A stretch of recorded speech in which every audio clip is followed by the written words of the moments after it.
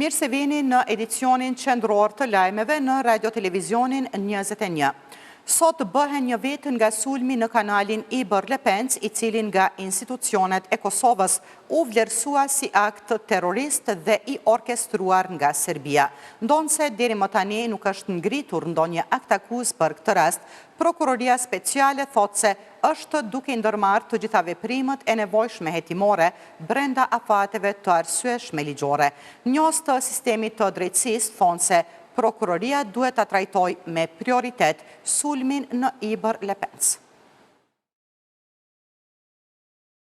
Sot një vit më parë në mbrëmjen e 29 nëntorit u godit me eksploziv infrastruktura kritike e Kosovës, kanali i Iber Lepencit në fshatin Varak të Zubin Potokut. Për shpërthimin e Iber Lepenc janë arrestuar 10 persona e janë sekuestruar armë e eksploziv, por deri me tani ende nuk është ngritur ndonjë akt akuz.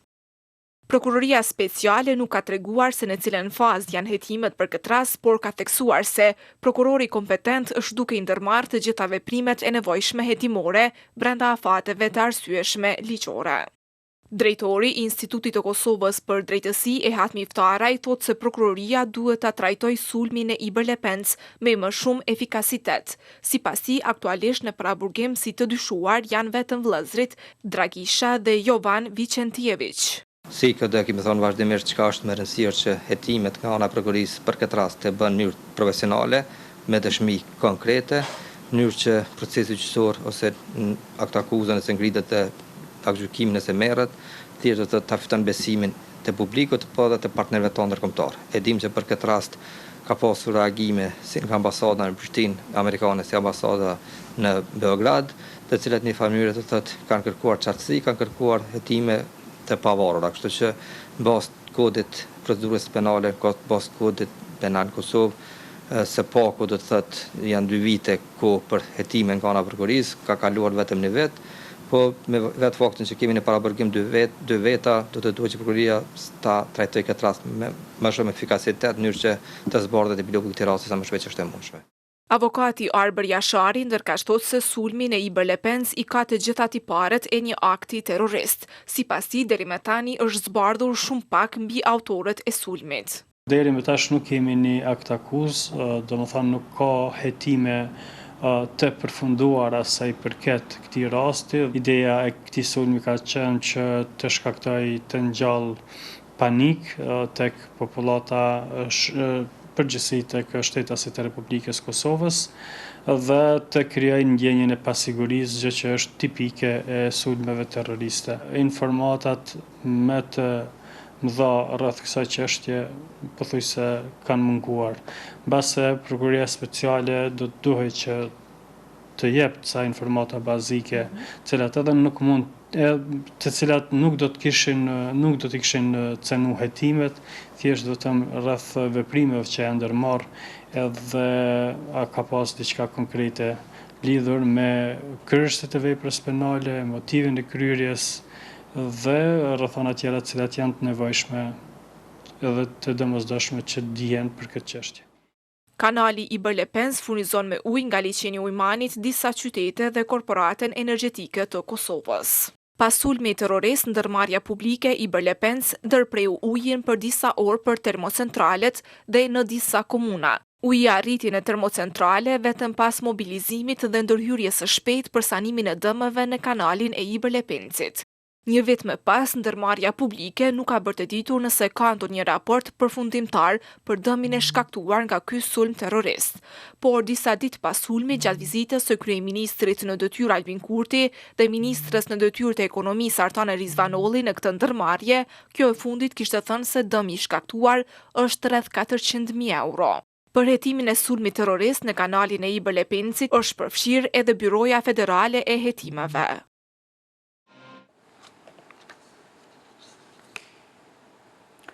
Kandidatët të Partisë Drejtësisë do të jenë pjesë e listës kandidatëve për deputet nga radhët e Lidhjes Demokratike të Kosovës për zgjedhjet parlamentare të 28 dhjetorit. Siç ka njoftuar Partia Demokratike sot, marrëveshja është miratuar nga kryesia e partisë. PD-ja e ka vlerësuar këtë format si zgjidhjen më të përshtatshme për përfaqësim dinjitos të vlerave, programit dhe përvojës shtet ndërtuese të Partisë së Drejtësisë në këto zgjedhje, duke siguruar qasje të përbashkët drejt përgjegjësisë publike dhe qeverisjes qendrore cilësore. PD-ja udhëhiqet nga Ferit Agani, që dikur ishte edhe ministër i shëndetësisë. Kjo parti në zgjedhjet e nëntëshkurtit garoi si pjesë e koalicionit për familjen. Partitë politike kanë afat vetëm deri nesër që të aplikojnë për certifikim për zgjedhjet e 28 dhjetorit. Po ashtu nesër përmbyllet afati edhe për deklarim të koalicioneve parazgjedhore. Nesër përfundon afati që subjektet politike të deklarojnë në KQZ koalicionet parazgjedhore për zgjedhjet e parakoshme të 28 dhjetorit. Po ashtu deri nesër përfundon afati edhe për deklarimin e partive politike që nuk duan të bëhen pjesë e procesit zgjedhor, bëri të ditur për Radio Televizionin 21 zëdhënësi i KQZ-s Valmir Elezi. Partitë politike, koalicionet, nismat qytetare dhe kandidatët e pavarur duhet të plotësojnë online formularin e aplikimit për certifikim për pjesëmarrje në zgjedhje. Deri më 30 nëntor, subjektet duhet të dorëzojnë në KQZ, respektivisht në zyrën për regjistrim, certifikim dhe kontrollim financiar, aplikimin për certifikim për pjesëmarrje në zgjedhjet e parakoshme për Kuvendin e Kosovës. Formulari, i cili është i ngjashëm me atë të proceseve të kaluara zgjedhore, është i vendosur në platformën elektronike të KQZ-s dhe i njëjti duhet të plotësohet online. Elezi theksoi se partitë politike që duan të marrin pjesë në zgjedhje përmes koalicionit duhet ta njoftojnë KQZ-n për këtë mënyrë të përfaqësimit në zgjedhjet e 28 dhjetorit si garë e përkohshme zgjedhore. Sipas ligjit për zgjedhjet e përgjithshme, partitë politike të cilat janë të regjistruara në KQZ dhe të cilat duan të marrin pjesë në zgjedhjet e parakoshme përmes koalicionit, duhet ta njoftojnë KQZ-n, respektivisht të zyrën për regjistrim, certifikim dhe kontrollim financiar të subjekteve politike, se duan të marrin pjesë në këto zgjedhje në këtë mënyrë. Afati i fundit për të bërë këtë njoftim është data 30 nëntor 2025. Partia politike nuk mund të tërhiqet nga koalicioni pasi të jetë certifikuar derisa rezultati i zgjedhjeve të certifikohet nga ana e KQZ-s. Gjithashtu partia politike e cila është antare e koalicionit nuk mund të marrë pjesë si antare në një koalicion tjetër apo edhe si parti e veçantë në të njëjtat zgjedhje.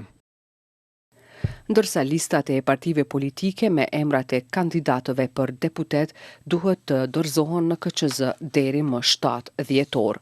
Sipas KQZ-s, ky afat shënon një moment vendimtar në procesin zgjedhor, pasi subjektet politike do të formalizojnë kandidatët për deputet me të cilët do të marrin pjesë në zgjedhjet e 28 dhjetorit. Komisioni qendror i zgjedhjeve njoftoi se po vazhdon periudha për ndërrimin e qendrës së votimit brenda komunës për zgjedhjet e parakoshme të 28 dhjetorit. Afati për ndërrim të qendrës përfundon më 6 dhjetor.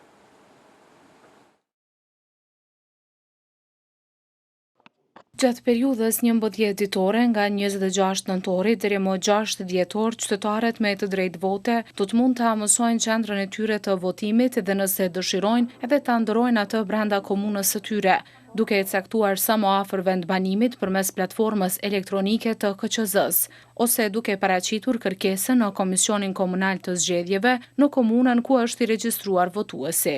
KQZ-ja sqaroi se ndërrimi i qendrës së votimit nga një komunë në komunën tjetër nuk mundsohet drejt për drejt nga ky institucion, por kjo është ndërlidhur me deklarimin zyrtar të adresës së vendbanimit nga qytetarët ose votuesit. Përmes KQZ-s, votuesi nëse dëshiron mund të ndryshojë qendrën e votimit vetëm brenda komunës, por për të kaluar nga një qendër votimi e një komune në qendrën e votimit në një komunë tjetër, votuesi duhet të ndryshojë adresën zyrtare të vendbanimit në zyrën e gjendjes civile apo në platformën e Kosova. Ndryshimet, të cilat do të bëhen nga 26 nëntori deri më 6 dhjetor 2025, do të reflektohen në platformën elektronike të KQZ-s pas kësaj periudhe.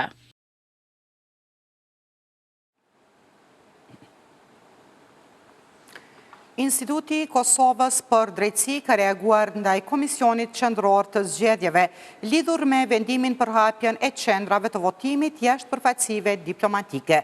Sipas IKD-s, një vendim i tillë është në kundërshtim me ligjin për zgjedhjet e përgjithshme dhe rregullat zgjedhore. Ditë më parë, KQZ-ja ka vendosur që përveç në përfaqësitë diplomatike të hap qendra alternative të votimit edhe jashtë tyre, sipas propozimit nga Ministria e Punëve të Jashtme dhe Diasporës. Lokacionet shtesë përfshin 10 qendra të votimit, 5 në Gjermani, 3 në Zvicër, 1 në Mbretërinë e Bashkuar, si dhe 1 në SBA, me gjithsej 43 vend votime dhe me numër maksimal të votuesve që mund të regjistrohen për të votuar 40.850 votues. Mirë po, ky vendim i KQZ-s ka hasur në kundërshti pasi po cilësohet i kundërligjshëm dhe kundër rregullave zgjedhore. Sipas Institutit të Kosovës për Drejtësi, ligji për zgjedhjet e përgjithshme në asnjë mënyrë nuk lejon hapjen e hapësirave shtesë jashtë përfaqësive diplomatike. Ligji në asnjë mënyrë nuk parasheh mundësinë që të lejohen hapësira shtesë jashtë përfaqësive diplomatike e as mundësinë që MPJD të propozojë ndonjë hapësirë tjetër përveç listës së përfaqësive diplomatike e cila kërkohet nga KQZ. Hapja e hapësirave shtesë nuk lejohet në asnjë mënyrë dhe nëse plotësohet numri maksimal i votuesve të përcaktuar nga KQZ për secilën përfaqësi diplomatike.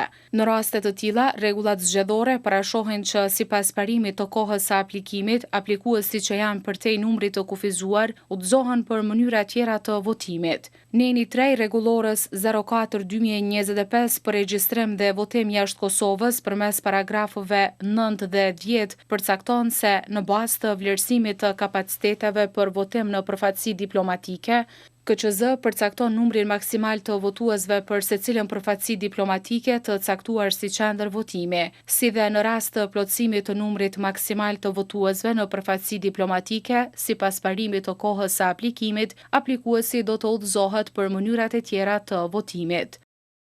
Në reagim, IKD-ja tutje i bën thirrje KQZ-s të ndërpres veprimet që bien ndesh me ligjin dhe rregullat zgjedhore. Kjo mënyrë rrezikon integritetin e procesit zgjedhor dhe hap mundësi për keqpërdorime. Në rast të ankesave potenciale, krijohen mundësitë për anulimin e votave në këto qendra të votimit, pikërisht për shkak se ligji nuk e lejon hapjen e këtyre qendrave. Andaj, IKD bën thirrje që KQZ të ndërpres veprimet që bien ndesh me ligjin dhe rregullat zgjedhore. Respektimi i ligjit përbën themelet e integritetit zgjedhor dhe të funksionimit demokratik të institucioneve. IKD-ja thekson se KQZ-ja ka detyrim që brenda mandatit të saj të përcaktuar me ligj të sigurojë që proceset zgjedhore të jenë plotësisht të ligjshme dhe të besueshme. Kërkesa e Ministrisë së Punëve të Jashtme dhe Diasporës që në disa shtete të ketë edhe qendra alternative për votim, ditë më parë kishte nxitur përplasje të anëtarëve të KQZ-s, por më pas ishte vendosur që qendrat e votimit të hapen edhe në hapësira shtesë, jashtë përfaqësive diplomatike, në harmoni me propozimin e Ministrisë.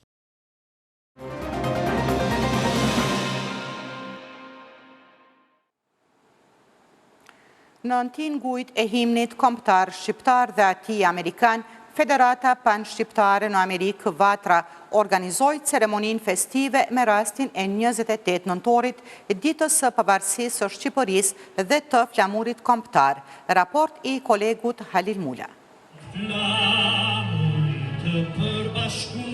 Në përputhje me traditën vjetore, mbrëmja u hap me bekimin e dhënë nga Imzot Pjetër Popaj, i cili uroi mbarësi për kombin dhe mbar komunitetin shqiptar në diasporë.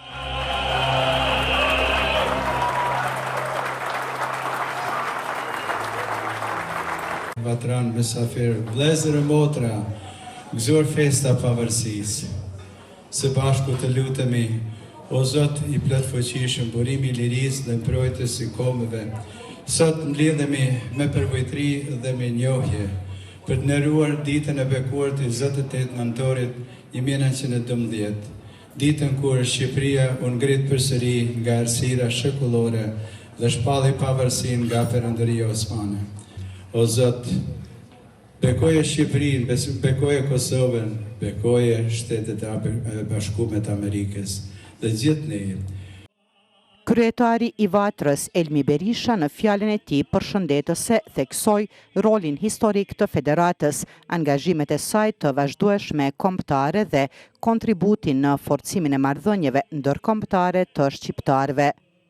Dua të theksoj më shumë krenari. Dyert e Vatrës janë të hapura për udhëhes shtetëror, politik, të gjitha niveleve, artist dhe krijues, shkencëtar e intelektual, njerëz të kulturës, të medias, të biznesit dhe të vlerave të kombit tonë. Sot mund të them pa hezitim, lidhja Vatra, Washington, Tiranë, Prishtinë, Shkup, Podgoricë, Preshev nuk ka qenë kurrë më e fortë. Asnjëherë. Ne do të vazhdojmë të thellojmë këtë punë, ta zgjerojmë këtë mision dhe ta forcojmë pozicionin e Vatrës si faktor unifikues. Pra unifikues të shtetet tonë, edhe në Shqipëri, edhe në Kosovë, edhe në vise tjera shqiptare. Të nderuar vatranë dhe vatrare, të nderuar mish bashkombas, në këtë ditë të shenjtë, të flamurit kombëtar, le të nderojmë sakrificat e paraardhësve tonë dhe të forcojmë rrugën e përbashkët drejt dinitetit, prosperitetit dhe bashkimit tonë kombëtar. Mysafir nderi i aktivitetit ishte Princ Lekaj II, i cili shpreh urimet për festën mbar kombëtare dhe përgëzoi komunitetin shqiptaro-amerikan për ruajtjen dhe promovimin e identitetit kombëtar. Urime për këtë aktivitet, urime për bashkimin e shqiptarëve. Edhe me lejoni që ju shpreh vetëm gëzim, fat dhe mbasi për të gjithë shqiptarët që janë bashkë me ne sot. Edhe një herë urime, gëzoj festën e flamurit, suksese. Po ashtu, kryetari komunës së Deçanit, Bashkim Ramosaj, vlerësoi kontributin e pazëvendësueshëm të diasporës në zhvillimin e vendlindjes dhe forcimin e lidhjeve mes shqiptarëve kudo që ndodhen. Vatra është ajo që e ka financu, e ka bërë Shqipnin një kohë. Ka qenë baza e shtetit shqiptar dhe po ashtu në shkrimet e nonit ne dim edhe për Wilsonin, edhe për Rooseveltin, dim për këtë politikën ndërkombëtare, sidomos amerikanë në raport me shtetin shqiptar, e po du me falendëruar shtetin Amerikës për mirësinë dhe për ndihmën që i ka jap divani, i ka jap popullit tonë. Njëkohësisht po du me falendëruar këtë juve për ndihmën e madhe që keni jap kombit shqiptar, në veçanti shtetit Kosovës, sepse pa ju s'kishim mujt me qenë të arsimum, nuk kishim pas mjekësi e as nuk kishim pas mundësi për me shtëru ata. Mbrëmja u mbush me atmosferë festive fal interpretimit të artistëve të njohur Gzim Nika, Albëria Hadurxhonaj, Vjolca Buçaj, si dhe artistëve të tjerë të komunitetit.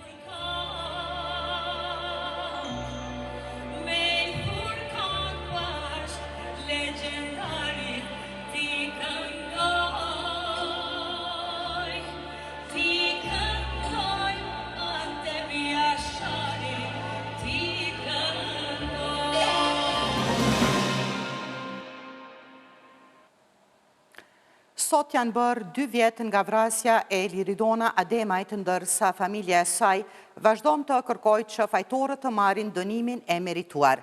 Vëllai i saj, Leonardi, e ka kujtuar atë përmes një postimi në Facebook, ku ka shkruar se 2 vjetët e fundit kanë qenë të vështira për familjen, teksa ka premtuar se do të vazhdoj luftën për drejtësi.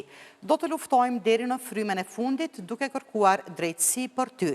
Kriminalët duhet të marrin dënimin e merituar, ka shkruar vëllai i Liridonës.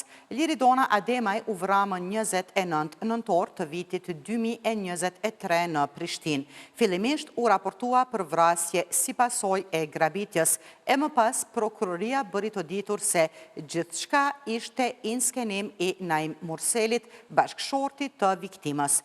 Rasti ende s'ka marrë epilog përfundimtar në gjykatë.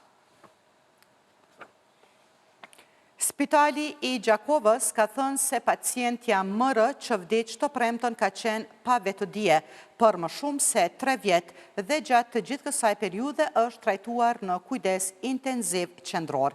Reagimin e Spitalit të Gjakovës e nxiti raportin 24 orësh i Policisë së Kosovës, ku thuhet se për vdekjen e pacientës MR ka nisur hetim për trajtim të pandërgjegjshëm mjekësor pas dyshimeve të shprehur nga bashkëjetuesi i saj.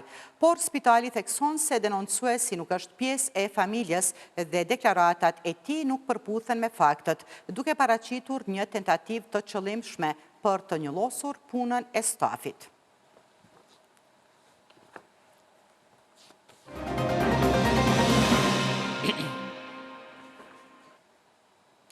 Ngrohja me rrymë gjatë dimrit vazhdon të jetë një barë shtesë financiare për qytetarët, por as ngrohja me dru nuk del të ketë kosto më të ulët. Rritja e kostos së jetesës ka ndikuar që qytetarët të shprehin shqetësime varësisht nga mënyra e ngrohjes dhe situata e tyre financiare. Shumë qytetarë të Prishtinës përdorin rrymën për ngrohje pasi nuk kanë qasje në ngrohtorin e qytetit. Ahmet Krasniqi thot se fatura e rrymës gjatë dimrit i vije mesatarisht rreth 200 euro pasi punon me ngrohje termike. Pas qenë se janë dhe kotat e... Njësoj, thurje. Njësoj. Mesatarisht, po më vjen 200 euro e kam me punë termike. Po nuk është shumë se me krejt qa është në banes, për shemull, me shkore të rrymet me tona, me bojler me tona, 200 euro nuk është shumë. Qytetari Franklin Sedaj thot se fatura e rrymës i vjen rreth 150 euro, teksa e shprehet i shqetësuar për gjendjen ekonomike të shumë qytetarëve. Jo, me rrymë, 150 euro më duket. Tash për mu mirë, sonë që ndroj mirë, po shive po më dhimet populli shqiptar që ka njeri që vunë edhe për bukë. Ka njerëz varë, funune që ndroj mesatarisht mirë, nuk e kam të lashët financiare, adi edhe mirë me profesionin tim, jam avokat. Ilmi Musliu ndërkaq ankohet se çmimet e druve si vjet janë të larta, pasi kanë arritur shifrën 70 euro për metër dhe të njëjtat thosë se i ka siguruar me shumë vështirësi. Me dru, 80 euro. Jo, vëllaj çmimeve të nolta janë. Vëllaj e banë me zorë. Këta para një vdite e këmë siguru se s'po ka me shka. Një rëk, pas të po punoj 500 euro për i market. Qa me punë me 500 euro vetiteti. Vetiteti? Po, pak marë të qam me konë. Se katastroja çmimet. Me një rrëk të pëmujna me jorë gjavop. Përveç druve, qytetarët ka kohë që përballen edhe me çmime të larta të produkteve ushqimore, energjisë elektrike e të tjera.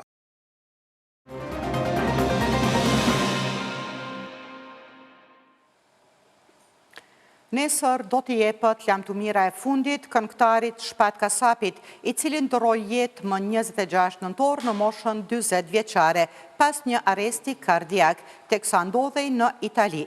Ceremonia mortore do të bëhet në orën 14 në varezat e qytetit të Tetovës, ndërsa homazhet në nder të artistit do të mbahen në orën 11 në Pallatin e Kulturës në Tetovë. Shpat Kasapi ka qenë një nga emrat më të njohur dhe më të dashur të skenës muzikore shqiptare. I lindur më 1 maj 1985 në Tetovë, ai u rrit në një familje me traditë muzikore. Karriera e tij nisi në fillim të viteve 2000, ku shumë shpejt u bë një prej idhujve të rinisë me stilin e tij modern, meloditë e lehta dhe performancat energjike. Shpati u afirmua përmes tregut muzikor të Kosovës dhe atij të Shqipërisë, duke sjellë këngë që u shndërruan në hite. Ai la pas familjen e tij dhe një djalë 3 vjeç. Kryetari i Prishtinës Përparim Rama ka njoftuar se në asamblenë e jashtëzakonshme të Komitetit Ndërkombëtar të Lojrave Mesdhetare është miratuar prezantimi i propozimit dhe vazhdimi i përgatitjeve për lojrat e mesdhetare Prishtina 2030. Në një postim në Facebook, Rama e ka cilësuar këtë vendim si një hap të madh për kryeqytetin dhe për Kosovën. Lojrat mesdhetare nuk janë vetëm sport, por një projekt i madh zhvillimor që sjell urbanizim modern, infrastrukturë të re, mundësi për të rinjt dhe një dritare të gjerë për ta prezentuar Prishtinën para botës, shkruan Rama në Facebook. Ai ka falenderuar Komitetin Olimpik të Kosovës, administratën e kryeqytetit dhe qeverinë e Kosovës për përkushtimin e tyre, si dhe qeverinë e Shqipërisë dhe Komitetin Olimpik të Shqipërisë për bashkëpunimin që i siguron Prishtinës qasje në det, duke e forcuar dimensionin mesdhetar të projektit. Ai përfundoi se puna e madhe sapo ka nisur dhe se vetëm së bashku mund të arrihen rezultatet që i duhen kryeqytetit dhe vendit. Për më shumë informacione klikoni në portalin tonë rtv21.tv. Mirëmbëjtje.